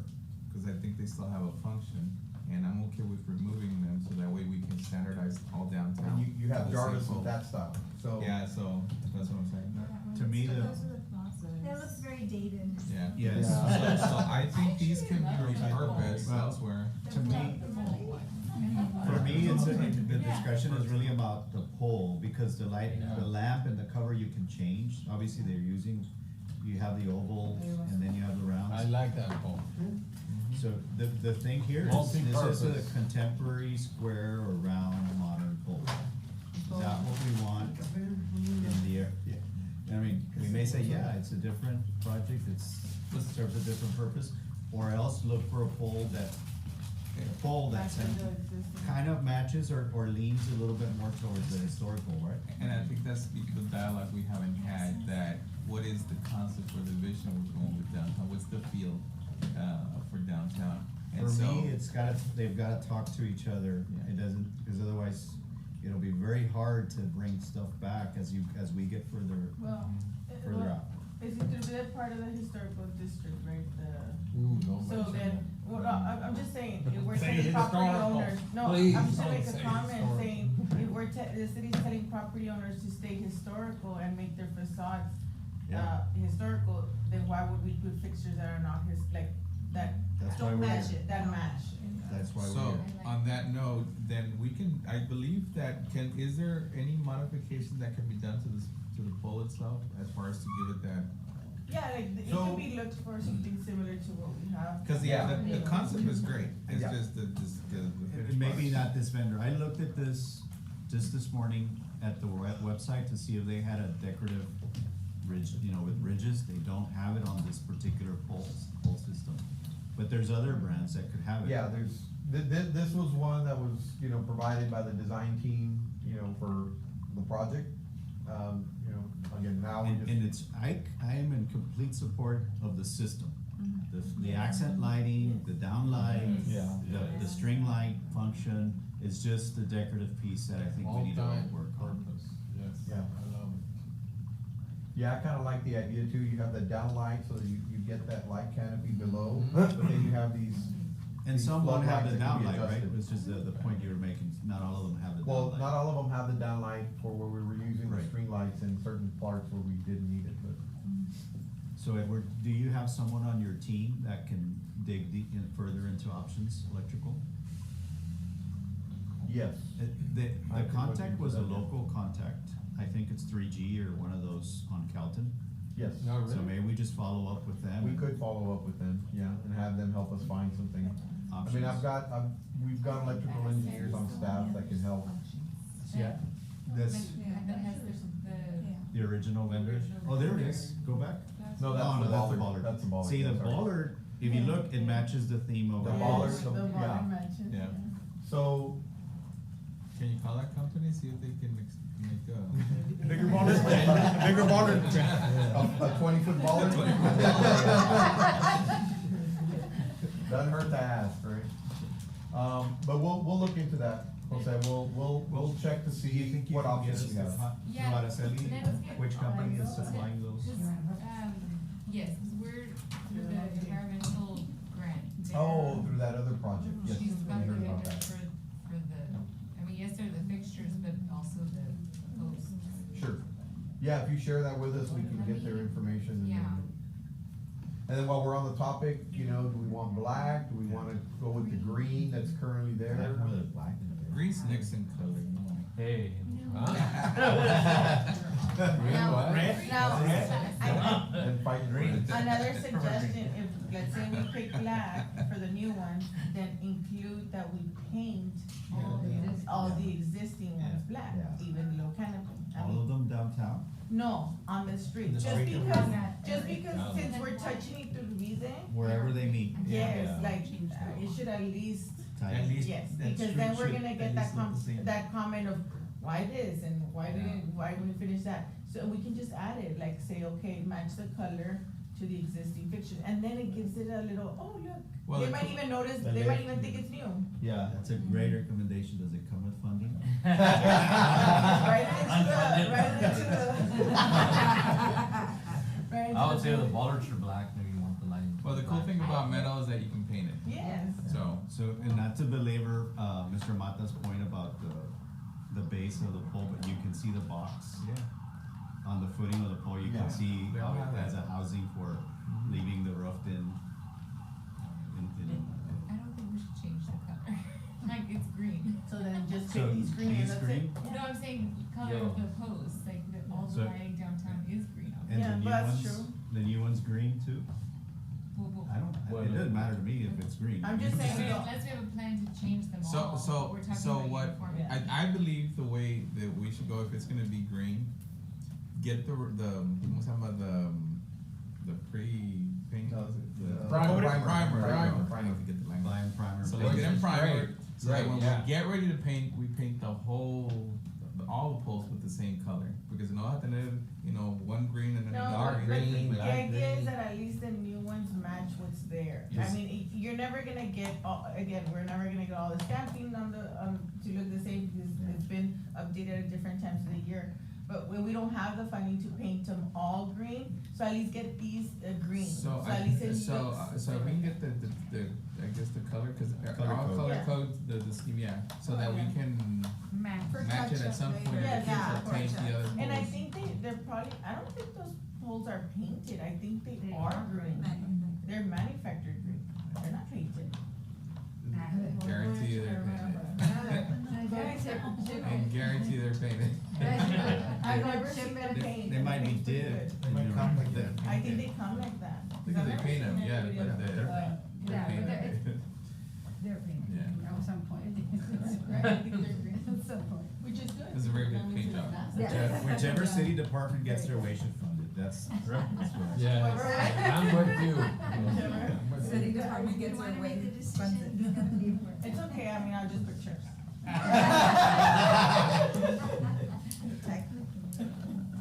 I'll bring the funding. Okay, so no action, but I mean, there's a generous consensus for them to be green, right? The room is saying that.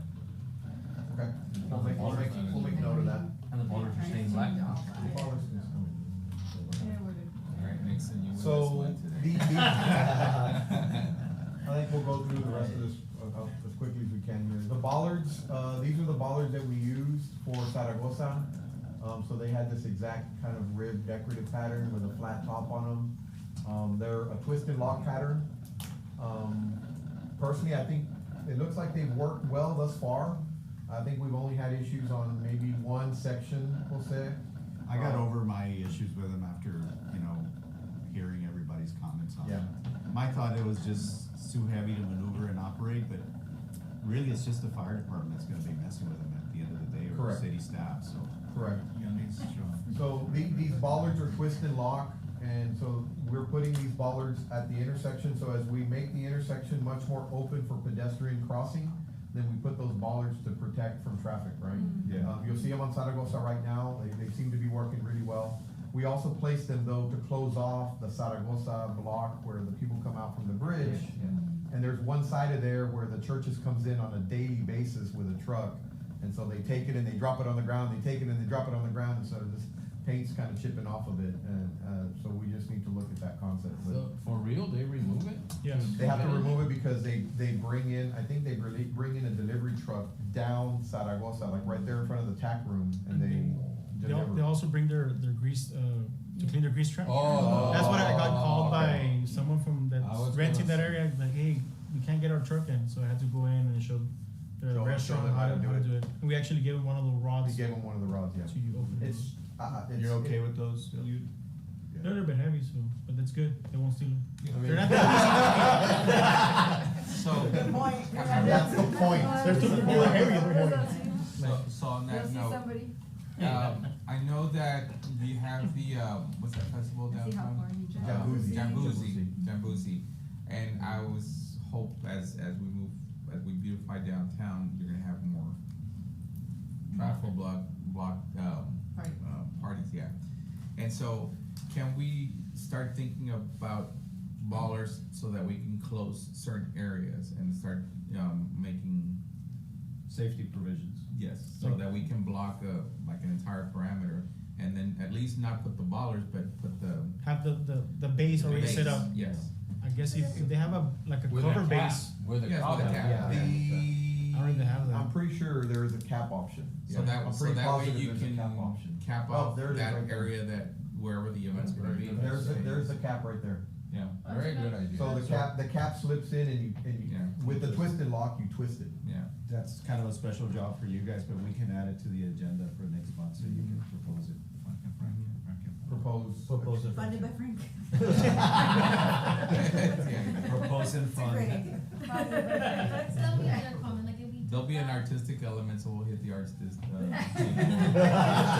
That does make, Slap them in the head. it does make sense because there is some streets that, I mean, there's around the placita, certain places that's very popular to always have request street closures. And as the festivals have grown, the traffic department's having a It's lot of good. I had difficulty asked- with the Barriers, barriers yeah. because they'll hit them. Es que Oh, I yeah, had yeah, asked, yeah. ¿cómo se So llama are they este? really safe, you know? Public's, to- ¿cómo se llama? Public Works, that if we could do that John. because of the, yeah, John.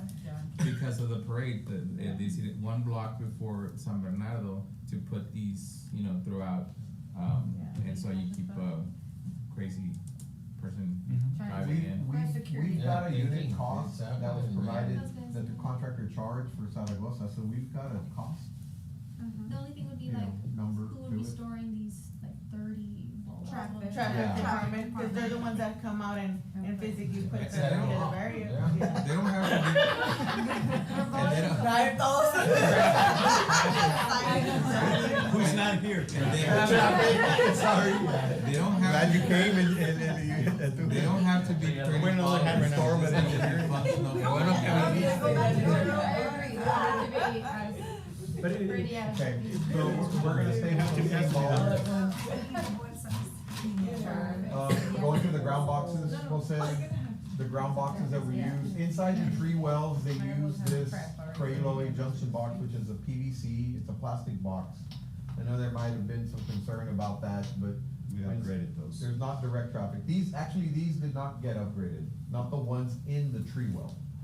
I don't know if you wanna go. I think we should do it. To because that? It's not gonna last, that plastic doesn't last forever. Okay. The sun's And it's- gonna eat it. Yeah, exactly. So again, we can spec out then, Andrea, then we'll spec out these to be the concrete polymer boxes also. they'll, I kinda looked at some quick pricing, I mean, the concrete polymer boxes are obviously more expensive, so, So on that it'll note- add to that cost. So, yeah, you funded, no. So, do you want us to wait at least 5 years? And, I mean, we already made the expense. To do what? To come back and do those. No, we need to go back and do them. These is, the project's still fresh. No, but We they already installed them. We already installed them, we already made the Replace them expense. when it's time to replace them. It becomes a safety issue if you wait till you replace them, cause if you wait till they break, you've got exposed wires. Yeah, and then. Let's do it now, it's fresh, it's a few $100s to do In 5 it. years. Well, And it might be cheaper right now than 5 years, probably gonna, the Yeah. house is gonna go I up. mean, you're saying like a change order, like is the project still open? No. It's a discount. Technically, we've closed it Huh? already. Okay. We've kind of closed the I was project just already. wondering Yeah, the if- contractor was needing to get, he had completed everything. we Correct. I went thought ahead. we were gonna change all of them, but I guess not. I did too, Not- 'cause we did the walkthrough. Not these, we changed the other ones. These are like 5, 6 of them, or? Maybe a little bit more. You changed What the one kind on of- the sidewalk. We changed the The ones ones in that the walk on. sidewalk. Now you walk We on. changed the ones that you were walking on, we didn't No. change the ones that were in the tree well. They sell really smaller ones, 6x6s, 8x8s, they don't have to be the foot by foot, which we were. So for the next one, we'll just spec out concrete polymer on those, okay? These are the ground boxes that we changed to, these are the concrete polymer boxes, so we're gonna go with those, Jose. We were using the 17x30 box, for the irrigation and the conduit ground boxes, so we'll have some of these at the intersection. Again, all the intersections are gonna be prepped with conduit, empty conduit, so if something gets added in the future, they don't tear up the street, they can pull conduit through it, so. So what we found is that in sidewalks, anything that's circular or oval doesn't sit well with the paver, so we're doing linear boxes. Okay. That's kind of the lesson So learned. I've got one that I'm gonna add in here that we need to discuss, also. So the tree lights, we went with this tree light concept. Again, if it works and everybody's good with it, we'll continue with it. It's just a pole with an outlet adapter, right? The outlet adapter, this is actually from the project, and then it's got the light on top. So if everybody was good with that, we're just gonna continue to spec that out. That's what we had in the plans. And we're just on the, oh, you have a good photo there, but on that lamp, so Orbit's not the greatest brand. I would suggest like a Lithonia. It's not a huge bump up, but it's, you're gonna get probably a 5-year warranty on a Lithonia lamp. It's something very minor, but it's, Okay. We can change it. So we'll try to find an equal spec to this and we'll share it with you and give us some feedback on it. Okay, getting into the water meter boxes. So, we kinda went back and forth and had the contractor help us with this, but at every location where we, on all of these blocks, we're adding irrigation since we're adding trees, so we'll have water for the trees. But as we add the irrigation, we've gotta add an irrigation meter, we've gotta add a backflow preventer, we've gotta add valves, we've gotta add a hose bib, so there's a hose bib that's actually under here also, that's hidden in case somebody needs to connect the manguera to do something. We originally had all of these in like 3 or 4 different boxes and it looked kinda messy. Yeah. So we actually came back and fixed it, the contractor was able to squeeze everything into this box, which is 17x30, you can see here, it actually looks pretty good now, it looks much cleaner. But the other question that came up was, and I guess Eddie, you're wearing 2 hats today, right? Yes. So, you know, this is a standard oval City of Laredo box, Utilities Department box. I don't know if the City of Laredo Utilities has a square meter box that we can use. I've seen them commercially, right? Once you For get the into bigger commercial sizes, Yes. they use them, but not for residential or smaller sizes, They've right? always been like that, even before they were like the top was Correct. plastic, it was So- circular like that. So what I'm saying is we found, this is a East Jordan brand, but I mean, it's different makers, manufacturers. This is 11x18, so it's gonna be bigger than this. This one is 8.5x14 is typically the size. So the square box would be a little bit bigger. I guess we would need to formally ask Utilities Department if we can change. would that be starting through you, or? Yes. Okay. So Cause we actually, when we did Bethany House many years ago, we had multiple meters for everybody that came into that particular right of way. It was terrible. It's probably still there, 817 or 819 Hidalgo. If you went to Square, you could really do, now you can tell there that the oval just struggles with the pavers. Yeah, with the pavers, you can see, they had the radial, you know. Do you have specs for that, Edward, for that one? So, I mean, I was able to grab these quickly, Okay. just to have something to show for discussion today, but we can find the spec. And send it to I mean, if the city tells me what they use, like if they use a certain manufacturer of the cast iron and the lid, then I'll use the same one and find the square. Okay, I can send you that. So then let's put together a spec for utilities approval, please, Andrea, for the square, right, square box. Around the tree wells, the design team had originally spec'd out this, Corten steel, raised bed. So it's to kinda help protect some of the tree wells. Again, this was in the spec originally. We didn't have a need for it, excuse me, on Zaragoza, but San Agustin and Iturbide would have some of it. So do we wanna proceed with something like this? Looks good. You know, that's what we were gonna use. And then the Corten steel, would be on Iturbide, you can see we've got a little grassy area here, and here that we were gonna use it for.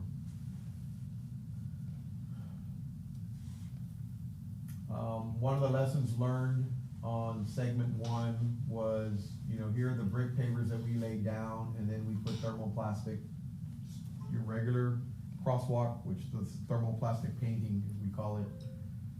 I confirmed with traffic department if there was another method, and they say no, they use that on all the methods downtown. They understand that the paint comes off, it doesn't stick to the brick very well. So this is on the Zaragoza project, it's already lost some of its paint, and traffic says it's part of their deal, they just come back and maintain it. Personally, for me, I would really like to find another solution for the other intersections if possible. I was actually in San Antonio, in downtown San Antonio a few weeks ago, and they did this number. I'm gonna research this a little bit. I think what they did there is they painted black thermoplastic. Yeah. And then they painted the white on top of the black. So the white thermoplastic, which is the important part, is sticking to the black. Yeah. And so it doesn't chip off, right? So what, if anything's gonna chip off, it may be the black on the edges. Right. So that's one concept I'm thinking about. The other one, this one would probably add cost to the project, but it's another idea. You know, do we go and with bricks, Different color pavers. do different color pavers?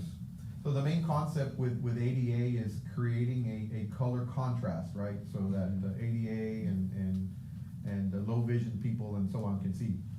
So as long as you create some kind of a color contrast concept, it tends to work and pass with ADA. So again, one idea is, do we wanna do something like this? This is actually where you have pavers that create the lighter color and then the darker in the middle. Another one would be where you run a concrete beam. So we would pour a strip of concrete and then you put pavers in between. So the concrete beam itself serves as your color contrast. I don't know, I would probably guess this is gonna be more expensive to do, to add, but But overall. now's the time to change it. But if you look at it in the man hours and the amount of times that you're gonna go out and paint. It makes more sense, yeah. It makes more sense to just do it, leave it alone. Sure. And let it, cause it'll age with the other. Yeah, I'm with you. And if we do decide to go with, again, the top corner one, then we can certainly come back and cut into over here on the black ones that we have and correct that. Sure, you certainly could do that. It's supposed to be tan. That's, Yeah, that's a 10 that you're saying, bro? Yeah. Yes. Yeah. Wow, turn out like crazy. Well, it's black now. Yeah. So, Great. For real, that's so not a we real can color. certainly come back and That's cut a into. problem. It turned gray? That Yes. would be a problem if we do it like that, like they will all eventually be the same color. Yeah. Like, that lasted, I think the second day we went to go see it, it was already. Wow. Unfortunately, at that convent intersection, if you think about it, you have people coming off the bridge and they're Yeah. turning. Yeah, There's so a whole the lot of this mark- maneuver yes. at that intersection. It's a little different than The the other rubber mark. intersections that you're gonna most likely have through traffic. But that one is like everybody is turning, so, you know. So do we need an ordinance to cancel that street or Which one? Go straight. I think there's been discussions on that. I mean, I don't, if you all wanna look at that, Maybe you know, throwing maybe- it in as an alternate to see how it prices. we can do that too. We can do the, would you wanna do an alternate bid with the concrete beam or the paver? I mean, certainly the one at the top is the Cadillac version of it all, right? Sure.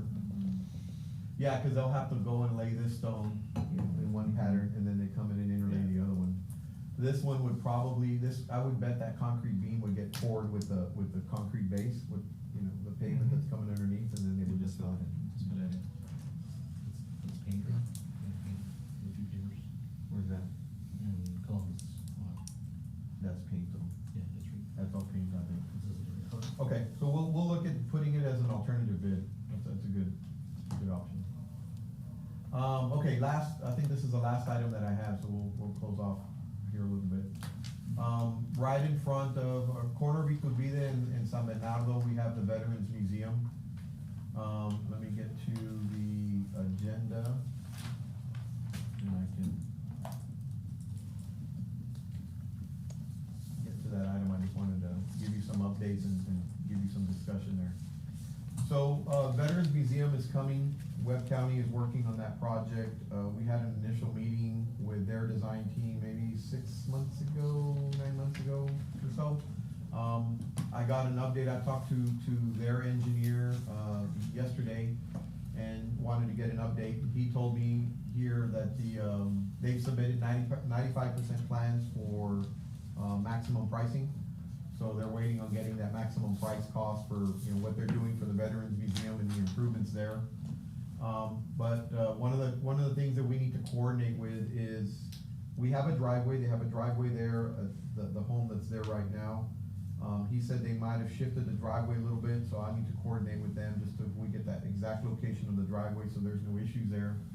And then, one of the things that was brought up at that first meeting that we had with their design team was, they wanted to maybe do some kind of a walking memorial, right?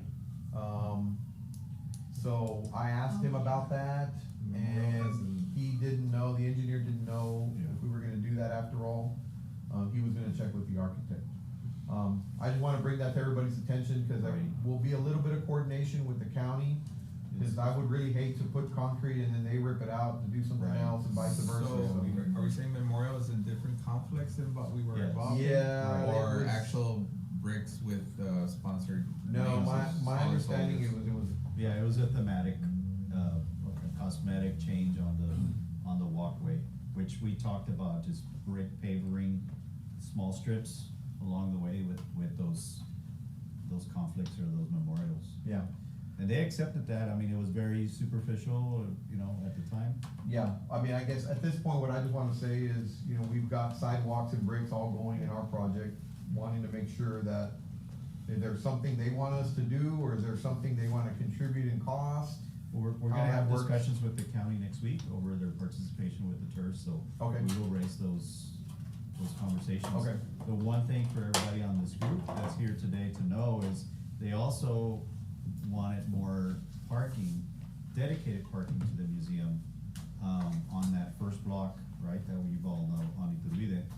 And I frankly, my personal opinion is, we can't give up any of that space beyond maybe one in front of the center, because we negotiated with the property owners across the street on the south side, because they gave up parking. So if we were to dedicate more parking, we would be falling short of our expectations for those property owners across the street. And we don't wanna do that, it's kinda late for us to do that. So it would be here, this is the driveway that we lined up with the existing driveway, and, there's some parking space here. So like that one would be fine, you know, but anything further towards Santa Ursula to dedicate to the center, again, you're taking that space from the vendor that's across the street that said, you give me a space up front, I'm okay with your improvements. And everybody was real cooperative, so I don't wanna, I'm just saying this out loud, right, but I don't think we are in a place to renegotiate with those those property owners on the other side of the street. Okay. So, that was all we had as far as kind of material selection and feedback, so everybody. Mr. Ceballos, well, who is the, or owns the parking lot that is across from Siete Banderas? Because that The parking lot same, serves. the same, I believe, it may be Killam now, it used to be the same, so if Killam owns that, they probably do, Mhm. yeah. Because it is open. Yes. The park. Yeah, I don't know, I guess we're gonna find out next week what, cause I think the county's already awarded that project, the Veteran Museum. Well, according to the engineer, they're still waiting on a price.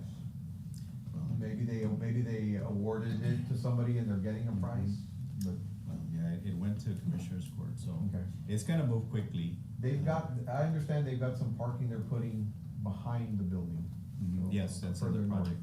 And are you asking for access for them, yeah? Right. Yeah, I don't know, but, I assume it's still with the same ownership, or whoever bought the Siete Banderas.